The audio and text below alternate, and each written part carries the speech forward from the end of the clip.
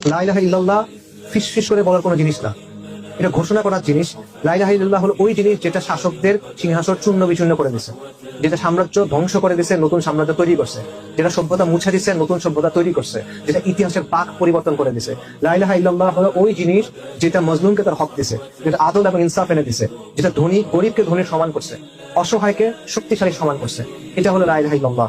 এবং এই কারণে যুগে যুগে এটা বিরোধিতা হয়েছে, এই কারণে এটার গুরুত্ব এত বেশি, এই কারণে এটা আঁকড়ায় ধরে থাকা, সত্যিকার অর্থে আঁকড়ায় ধরে থাকা এতটা কঠিন। এবং এটার জন্য এত বড় পুরস্কার আল্লাহ বলছেন। কোন পুরস্কার বলেন?